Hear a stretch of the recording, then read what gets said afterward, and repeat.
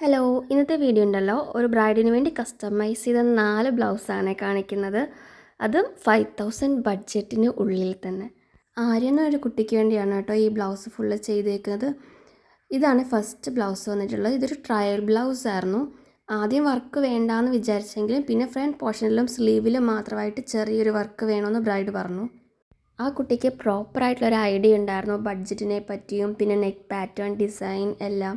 അപ്പം അതിനെപ്പറ്റിയെല്ലാം ക്ലിയറായിട്ട് സംസാരിച്ചാണ് ഈ ഫുൾ ബ്ലൗസും ഡിസൈൻ ചെയ്തിട്ടുള്ളത്. ഇത് സെറ്റ് സാരിക്കുള്ള ബ്ലൗസായിരുന്നു. ഇതിലും നെക്കിൽ നല്ലൊരു എലഗൻ വർക്കാണ് ചെയ്തിട്ടുള്ളത്. കൂടാതെ സ്ലീവിൽ ചെറിയ രീതിയിൽ സ്പ്രെഡ് വർക്കും കൊടുത്തിട്ടുണ്ട്. 4 ബ്ലൗസിൽ എൻ്റെ പേഴ്സണൽ ഫേവറേറ്റ് ഇതിൽ ആ ഒരു നെക്ക് പാറ്റേൺ ആയിരുന്നു. നല്ല ഭംഗിയുള്ളൊരു ഡിസൈനാണ് കേട്ടോ ഇതിൻ്റെ നെക്കി കൊടുത്തിട്ടുള്ളത്. ബാക്കിലെ കെട്ടിന് ഈ ഒരു ടൈപ്പ് ടാസിലാണ് കൊടുത്തിട്ടുള്ളത്. ഇതാണ് മൂന്നാമത്തെ ബ്ലൗസ്. ഇത് മന്ത്രകോടിയുടെ ബ്ലൗസാണ്. ഇത് അത്യാവശ്യം ഹെവി ആയിട്ട് വേണമെന്നുണ്ടായിരുന്നു.